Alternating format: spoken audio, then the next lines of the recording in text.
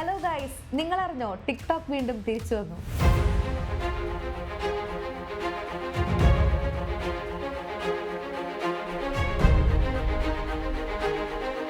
കണ്ടില്ലേ പറ്റിക്കൽസാ. കുറച്ചു നേരം ടിക്ടോക്ക് ഹോം പേജ് ആക്സസ് തന്നിട്ട് എല്ലാരെയും ഒന്ന് കൊതിപ്പിച്ചിട്ട് പിന്നെ പോയ വഴി ഒരു തുമ്പൂല്ല. സാധാരണ ബാൻ ചെയ്യപ്പെടുന്ന ആപ്പുകൾ കുറച്ച് വർഷം കഴിഞ്ഞ് തിരിച്ചു വന്നിട്ടുണ്ട്. എല്ലാവരും വെടിവെച്ച് കളിക്കുന്ന പബ്ജി മൊബൈൽ 2020 സെപ്റ്റംബറിൽ ഇന്ത്യയിൽ ബാൻ ചെയ്യപ്പെട്ട ഒരു മൊബൈൽ ആപ്പാണ്.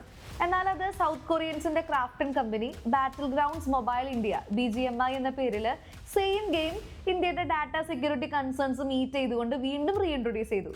അതുപോലെ ഓൺലൈൻ ഫാഷൻ രംഗത്ത് നിന്ന് ഇന്ത്യ ബാൻ ചെയ്ത Shein India fast fashion Reliance റീറ്റെയിലുമായി പാർട്ണർഷിപ്പ് സെറ്റാക്കി വീണ്ടും ഇന്ത്യൻ വിപണിയിലേക്ക് തിരിച്ചു വന്ന ഒരു ആപ്പാണ്.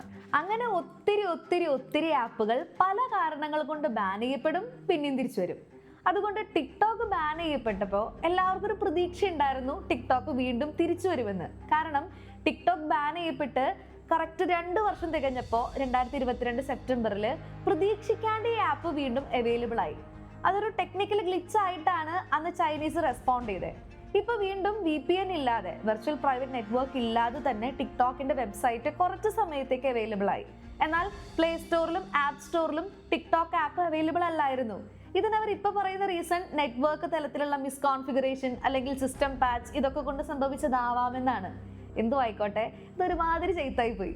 ഇന്ത്യൻ ഗവൺമെന്റും ടിക്ടോക്ക് നിർമ്മിച്ച ചൈനീസ് ഇന്റർനെറ്റ് ടെക്നോളജി കമ്പനിയായ ബൈറ്റ് ഡാൻസും പറയുന്നത് ഇപ്പൊ അടുത്തൊന്നും ടിക്ടോക്കിന്റെ തിരിച്ചുവരവ് പ്രതീക്ഷിക്കേണ്ട എന്നാണ്. എന്തുകൊണ്ടാണ് ടിക്ടോക്ക് തിരിച്ചു വരാത്തെ? അതറിയണമെങ്കിൽ എന്തുകൊണ്ടാണ് ടിക്ടോക്ക് നിർത്തലാക്കിയെന്നറിയണം. അതിനു മുമ്പ് ഈ ചാനൽ ആദ്യമായാണ് നിങ്ങൾ കാണുന്നതെങ്കിൽ ചാനൽ സബ്സ്ക്രൈബ് ചെയ്ത് ബെല്ലൈക്കൺ എനേബിൾ ചെയ്യാൻ മറക്കല്ലേ. ലഡാക്കിലെ ഗാൽവൻ വാലിയുടെ അടുത്ത് ഇന്ത്യൻ സൈന്യം ഒരു റോഡ് പണിതു. ഈ റോഡ് ഇന്ത്യയുടെയും ചൈനയുടെയും അതിർത്തിയായ ലൈൻ ഓഫ് ആക്ച്വൽ കൺട്രോൾ ലാക്കിന്റെ തൊട്ടടുത്തായിരുന്നു. ചൈനീസ് പട്ടാളക്കാർക്ക് ഇത് അത്ര പിടിച്ചില്ല, അവർ തല്ലുണ്ടാക്കാൻ വന്നു. അപ്പൊ ഇന്ത്യയും ചൈനയും തമ്മിൽ ഒരു എഗ്രിമെന്റ് ഉണ്ട്, അതിർത്തിയിൽ വെടിവെപ്പ് പാടില്ലെന്ന്.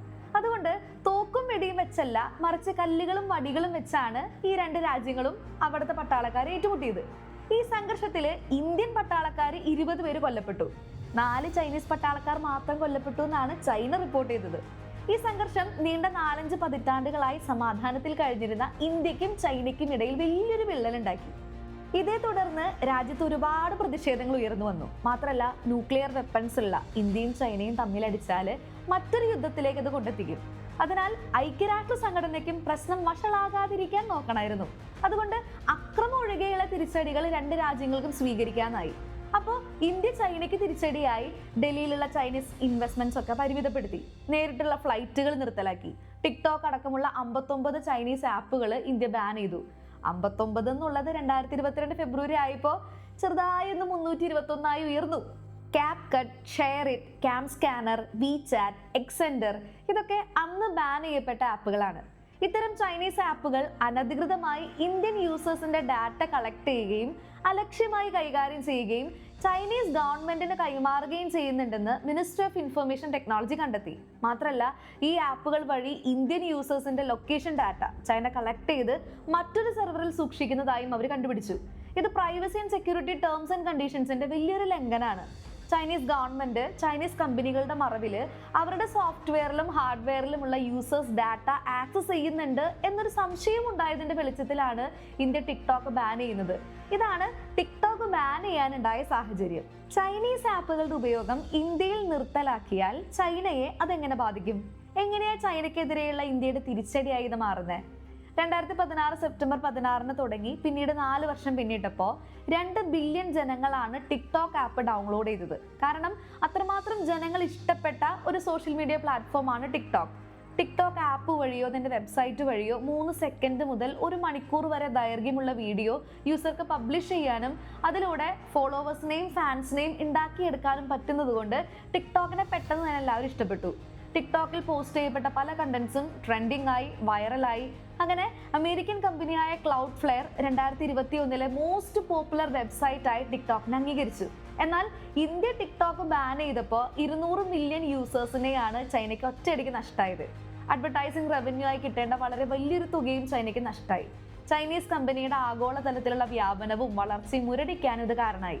ഇന്ത്യ കൊടുത്ത നല്ലൊരു റിട്ടാലിയേഷൻ ആണ് ഈ ഒരു ബാൻ. ചൈനീസ് ആപ്പുകൾക്ക് ഇന്ത്യയിലേക്ക് ഒരു മടക്കം ഇനി പ്രതീക്ഷിക്കാൻ പറ്റുമോ? പ്രതീക്ഷിക്കാം. പക്ഷേ ആപ്പുകൾ പുതിയ പേരിലോ മാറ്റങ്ങൾ വരുത്തിക്കൊണ്ടോ ചൈനയുമായി എന്തെങ്കിലും ലൈസൻസിങ് ഡീൽ ഇന്ത്യ നടത്തുന്നത് വഴിയോ സെക്യൂരിറ്റി റിക്വയർമെന്റ്സ് മീറ്റ് ചെയ്തുകൊണ്ടൊക്കെ തിരിച്ചറിവ് നോക്കാം. പക്ഷേ പണ്ട് പൊട്ടനാക്കിയ പോലെ ഇനി പൊട്ടനാക്കാൻ പറ്റില്ല. കാരണം ചാരപ്പണി നടത്തുന്നത് കണ്ടെത്താനും പ്രതിരോധിക്കാനും ഇന്ന് ഇന്ത്യയുടെ ഡിഫൻസ് സിസ്റ്റം പവർഫുൾ ആണ്. ഈ വീഡിയോ ഇഷ്ടപ്പെട്ടെങ്കിൽ ചാനൽ സബ്സ്ക്രൈബ് ചെയ്യുക, ലൈക്ക് ചെയ്യുക, നിങ്ങളുടെ അഭിപ്രായങ്ങൾ കമന്റ് ചെയ്യുക. പുതിയൊരു വീഡിയോയുമായി ഇനി കാണുന്നതുവരെ signing off, learn with Joe.